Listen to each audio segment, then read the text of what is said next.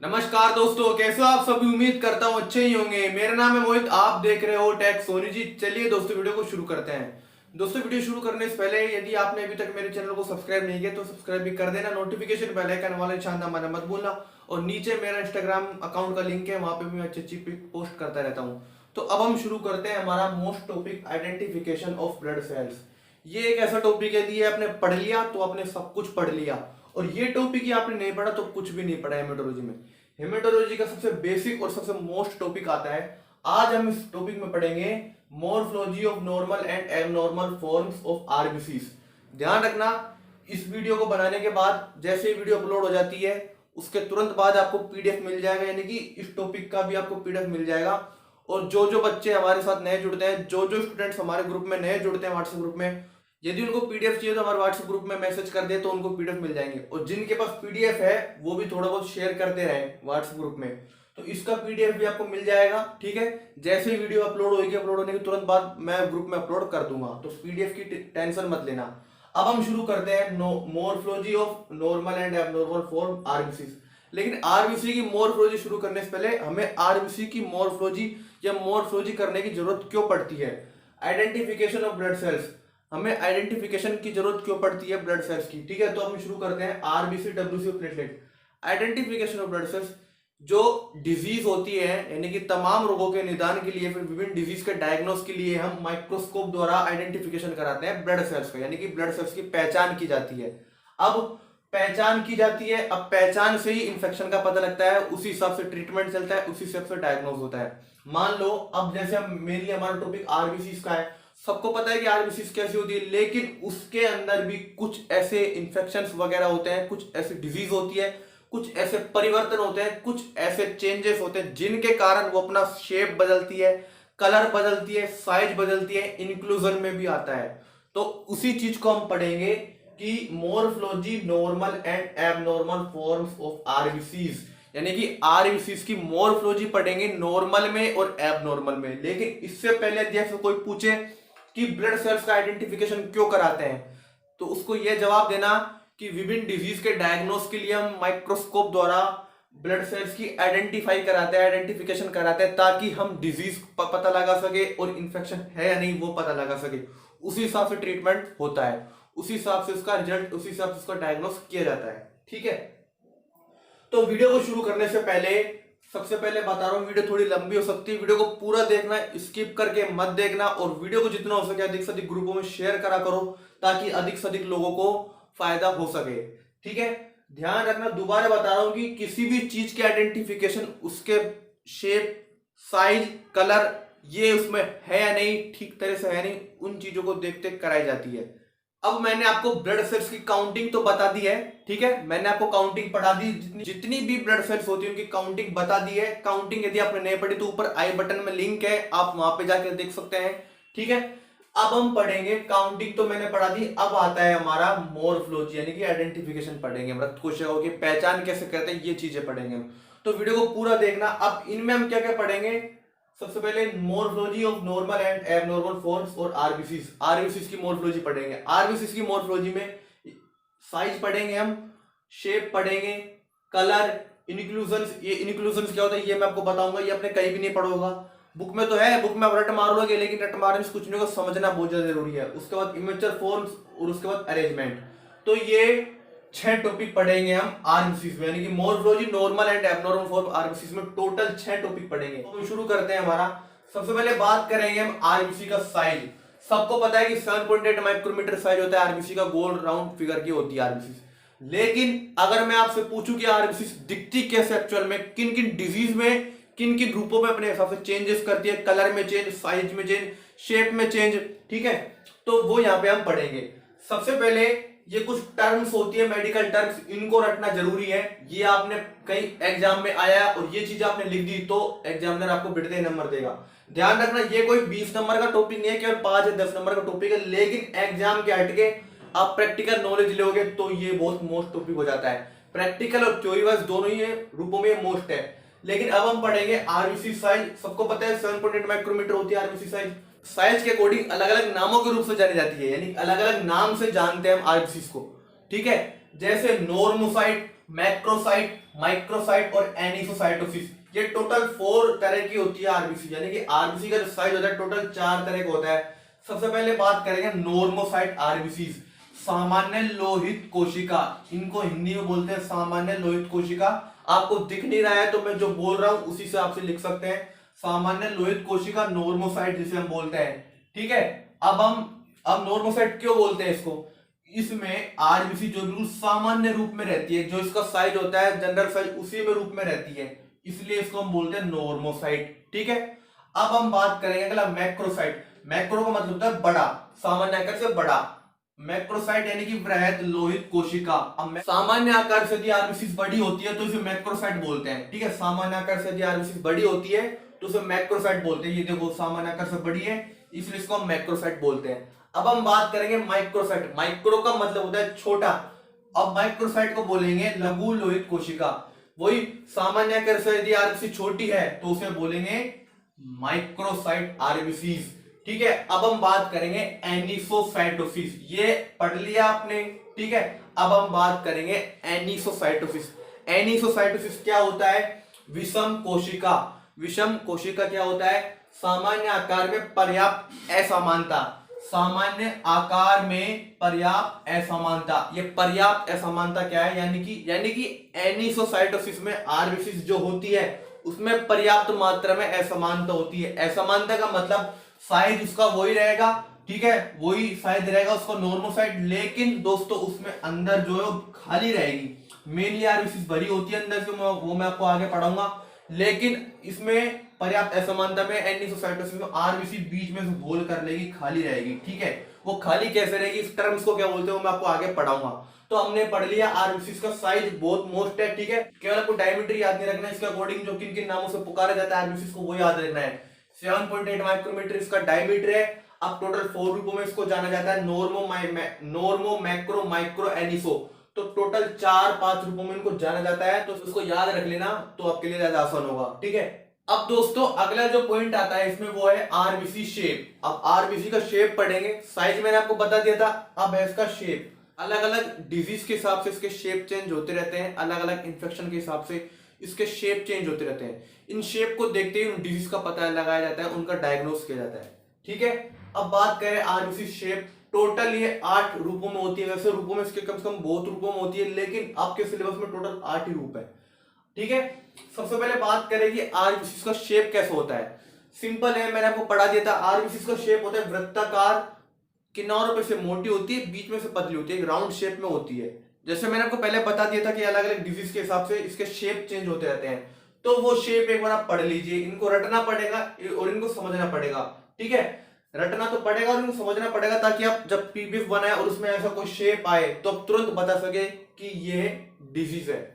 ठीक है, सबसे पहले हम बात करेंगे इलेप्टोसाइट्स। दिख नहीं रहा है तो समझ लेना, इलेप्टोसाइट्स, ELLIPTOCYTES। इलेप्टोसाइट्स को बोलते हैं हम दीर्घवृत्तीय कोशिका, दीर्घवृत्तीय लोहित कोशिका। अब इलेप्टोसाइट्स क्या होती है? यह कोशिकाएं वृत्ताकार न होकर अंडाकार होती है, यानी कि इसके सामान्य साइज से होकर अंडाकार होती है। अंडा आपने सबने देखा है ओवल साइज में होती है। ठीक है, कुछ इस तरह होती है। इलेप्टोसाइट्स जो होती है वो वृत्ताकार न होकर अंडाकार होती है, ओवल रूप में होती है। ठीक है, इसका जो शेप होता है वो कुछ ऐसा होता है। ठीक है, अंडाकार। यदि आपको अंडाकार सेल्स दिख जाए पीबीएफ में तो वो इलेप्टोसाइट्स की सेल्स है। ठीक है, उसके बाद है स्फेरोसाइट्स, SPHEROCYTES। स्पेरोसाइट्स को बोलते हैं हम गोलक कोशिका। ऐसी कोशिका जो गोलकाकार होती है, जो बिल्कुल गोल होती है राउंड शेप में। वृत्ताकार अलग होता है, गोलकाकार अलग होता है। जो बिल्कुल गोलाकार होती है, बिल्कुल राउंड शेप में होती है, और स्पेरोसाइट्स होती है वो छोटी मोटी रूप में दिखाई दे सकती है। ठीक है, गोलाकार होती है, उनको बोलते हैं स्पेरोसाइट्स। कुछ इस तरह होती है, बिल्कुल गोलाकार। ठीक है, अब हम बात करेंगे सिकल सेल्स। सिकल सेल्स आपने सभी ने देखी होगी, ये एनीमिया में भी होता है सिकल सेल्स। ठीक है, आपने सबों ने पढ़ा होगा सिकल सेल्स क्या होता है। अब एक्चुअल में सिकल सेल कैसे दिखती है? ठीक है, सिकल सेल्स को बोलते हैं हम SICKLECELL। सिकल सेल को बोलते हैं हम दात्र लोहित कोशिका, यानी कि ऐसी कोशिका जिसमें दांते होते हैं, चंद्राकार रूप में होती है, यानी कि अर्धचंद्राकार जो होता है ना, अर्धचंद्राकार रूप में होती है ये, और हाशिए के समान होती है।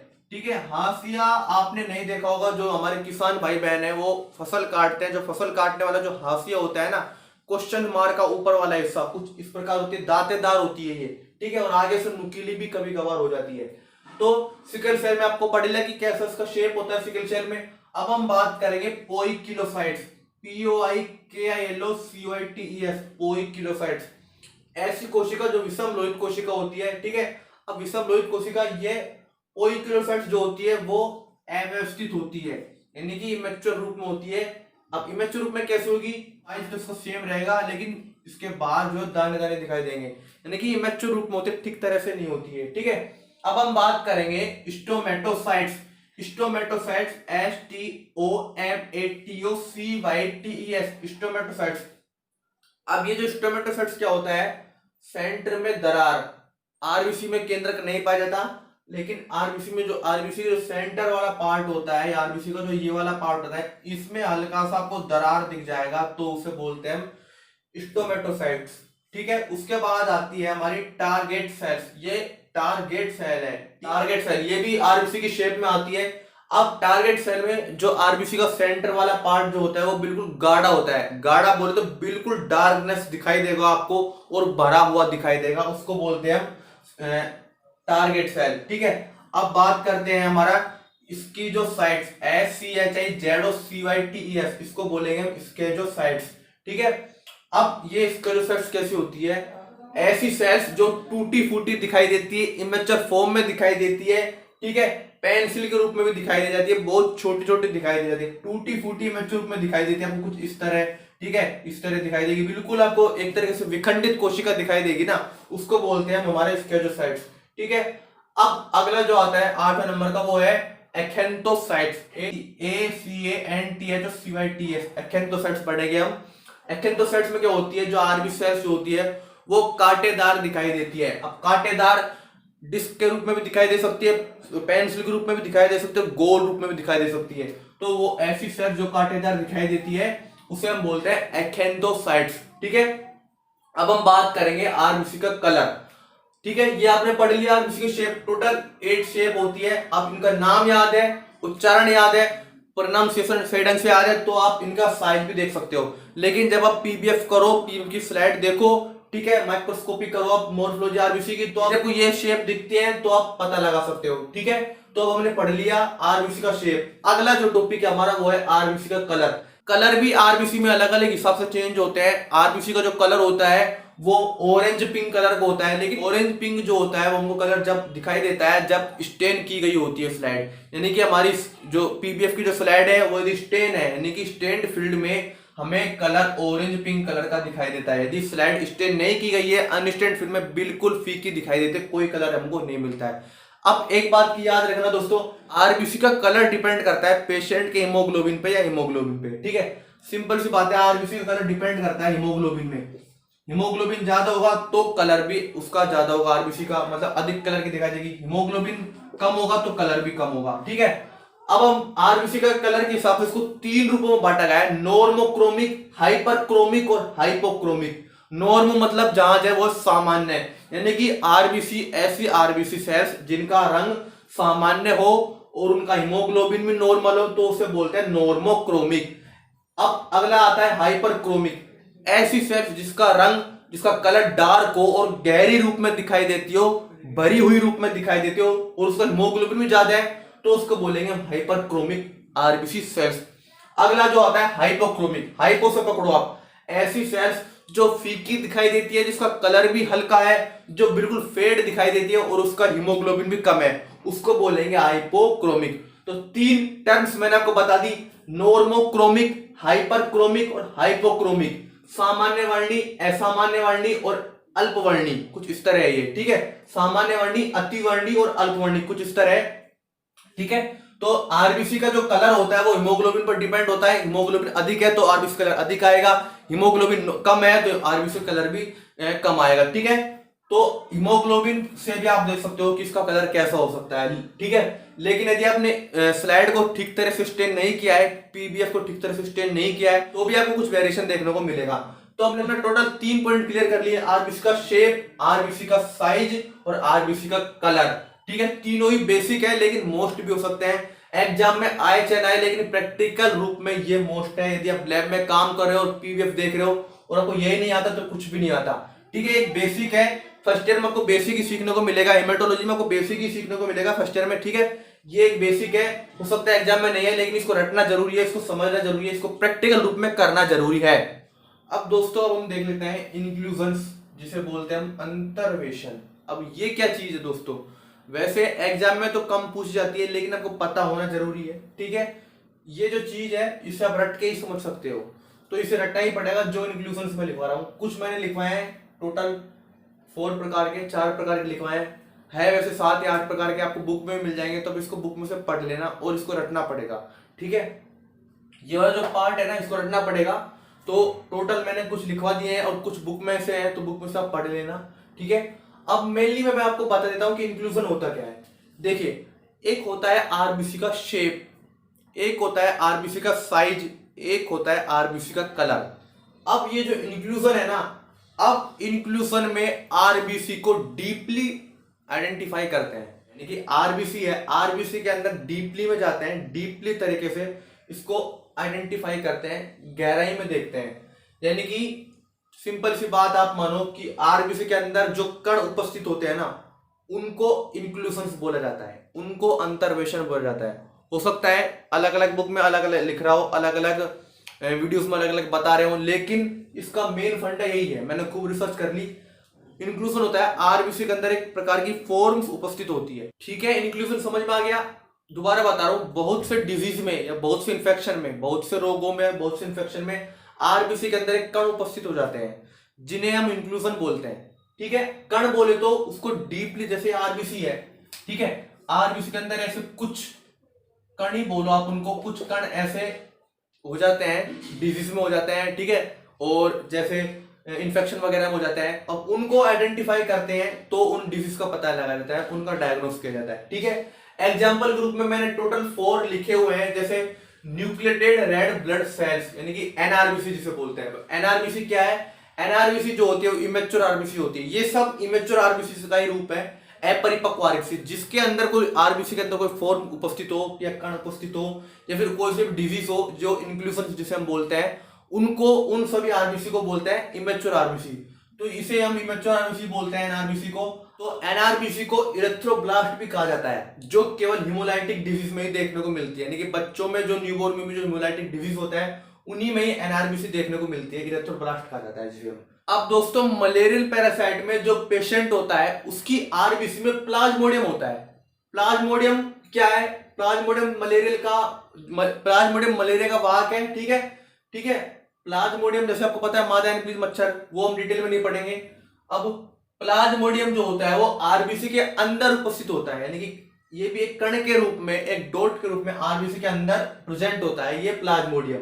ठीक है, अब उससे क्या हमको पता लगता है? उससे हमको पता लगता है कि आरबीसी में पैरासाइट है, इसलिए मलेरिया पॉजिटिव है। ठीक है, तो ये भी एक तरह से आरबीसी के अंदर होता है, लेकिन ये सब इमेच्योर आरबीसी सेल्स होती है। उसके बाद है कैबर्ट्स रिंग बॉडीज। कैबर्ट्स रिंग बॉडीज भी एक तरह का कण होता है जो आरबीसी के अंदर उपस्थित होते हैं। अब ये कैसे दिखते हैं? ब्लू कलर के दिखते हैं आपको। और ये, अब ये जो कैबर्ट्स रिंग बॉडीज होते हैं वो ब्लू कलर के दिखाई देते हैं। ये जो गंभीर एनीमिया होता है उसमें दिखते हैं। ये कौन सी शेप में होते हैं? आरबीसी के अंदर ये 8 रूप में विभाजित होते हैं, यानी कि 8 जो शेप होती है, 8 की जो शेप होती है, 8 नंबर की, उसमें दिखाई देते हैं। ठीक है, उसके ये भी आरबीसी के अंदर ही होता है, आरबीसी के भीतर ही होता है। ठीक है, उसके बाद है हावल जोली बॉडीज। अब ये हावल जोली बॉडीज क्या है? ये भी एक प्रकार का बॉडीज ये होते हैं, कण होते हैं। ठीक है, जो आरबीसी में दिखाई देते हैं। ये केवल और केवल स्टैंड फिल्म में ही हमको दिखाई देंगे, गोलाकार, ये केवल गोलाकार दिखाई देंगे स्टैंड फील्ड में। तो ये क्या होते हैं? डिजीज होती है, जैसे आपको डिजीज पढ़ रहे हो, एक डिजीज है ना। अब ये आरबीसी के अंदर विद्यमान है, आरबीसी के अंदर प्रेजेंट है, तो सिंपल सी बात है, इंक्लूजन उसे हम बोलते हैं। ठीक है, विभिन्न डिजीज के डायग्नोस के लिए, विभिन्न रोगों का पता लगाने के लिए या इन्फेक्शन के लिए आरबीसी के अंदर एक ऐसे कण प्रेजेंट होते हैं, ऐसे डॉट्स, ऐसे बॉडीज प्रेजेंट होती है, जिसे हम इंक्लूजन बोलते हैं, अंतर्वेशन बोलते हैं। ठीक है, जैसे आप मलेरिया पैरासाइट से पता लगा लोगे कि यदि आरबीसी में मलेरियल पैरासाइट है, प्लाज्मोडियम है, तो एमपी पॉजिटिव है, यानी कि आरबीसी में पैरासाइट हो सकते हैं। ठीक है, अब होते तो है, लेकिन ये सब इमेच्योर फॉर्म में होते हैं, इमेच्योर आरबी सेल्स होती है, ठीक है। तो इंक्लूजन ज्यादा मोस्ट तो है नहीं, लेकिन फिर भी आप इसको रटे लेना, क्योंकि एग्जाम को कोई भरोसा नहीं है, ये केवल और केवल रटा जा सकता है। तो बुक में है, बुक में से आप पढ़ लेना। अब दोस्तों आपके साइड में कुछ इमेज दिख रही होगी, आपको कुछ डायग्राम दिख रहा होगा। ये डायग्राम आरबीसीज का है, आरबीसीज के फॉर्म्स का है, शेप का है, साइज का है। नीचे नाम लिखे हुए हैं, आप नाम से पढ़ लेना, आपको पता लग जाएगा कि किन किन डिजीज में, किन किन डायग्नोज में आरबीसी के शेप चेंज होते रहते हैं, आरबीसी का साइज चेंज होता रहता है, ठीक है। तो एक बार आप इनको पढ़ लेना। अब इमेच्योर फॉर्म्स में क्या है, मैंने आपको पहले बता दिया था कि आरबीसी अधिक मोटी रूप में दिखाई देती है, टूटी फूटी दिखती है, विकृत अवस्था में दिखाई देती है, तो उसे इमेच्योर फॉर्म्स बोला जा सकता है। अगला आता है अरेंजमेंट्स। आरबीसी का अरेंजमेंट सबको पता होगा, नहीं पता तो आप कोई सी अभी पीडीएफ उठा के देख लेना, कोई सी भी स्टैंड फिल्म उठा के देख लेना, आपको आरबीसी का अरेंजमेंट मिल जाएगा। अब आरबीसी का अरेंजमेंट क्या होता है, साइड में आपको एक पीडीएफ फिल्म दिखाई दे रही होगी, उसमें आपका आरबीसी का अरेंजमेंट देख सकते हो, ठीक है। आरबीसी का अरेंजमेंट बोले तो ये आरबीसी होती है, ठीक है। तो इसे हम आरबीसी का अरेंजमेंट्स बोलते हैं, ठीक तरह से उसका व्यवस्थित होना आरबीसी का, वो अरेंजमेंट्स बोलते हैं, ठीक है। तो ये आरबीसी जो होती है वो इकट्ठी रूप में दिखाई देती है, उसे आरबीसी का अरेंजमेंट बोलते हैं। अरेंजमेंट बोले तो किस तरह से व्यवस्थित होती है आरबीसी, ठीक है। तो टोटल हमने यहाँ 6 पॉइंट पढ़ लिए। आरबीसी का size, shape, colour, inclusion, immature forms और अरेंजमेंट्स। तो हमारा morphology of normal and abnormal form और आरबीसी क्लियर हो चुका है। तो हमारा आइडेंटिफिकेशन ऑफ ब्लड सेल्स में मोर्फोलॉजी, आरबीसी क्लियर हो चुकी है, ठीक है। दोस्तों यदि आपको समझ में नहीं आता ये टॉपिक तो आप नीचे कमेंट कर देना, कोई भी पॉइंट में आपको दिक्कत है तो आप नीचे कमेंट कर देना, मैं दोबारा एक वीडियो बना दूंगा, ठीक है। इसका पीडीएफ आपको मिल जाएगा व्हाट्सएप ग्रुप में। तो दोस्तों आपको वीडियो कैसी लगी मुझे कमेंट करके बताएं, वीडियो अच्छी लगी तो लाइक कर देना यार, अभी तक आपने मेरे चैनल को सब्सक्राइब नहीं किया तो सब्सक्राइब कर देना, बिल्कुल फ्री है, नोटिफिकेशन बेल आइकन वाला निशान दबाना मत भूलना। तब तक के लिए धन्यवाद, जय हिंद, वंदे मातरम।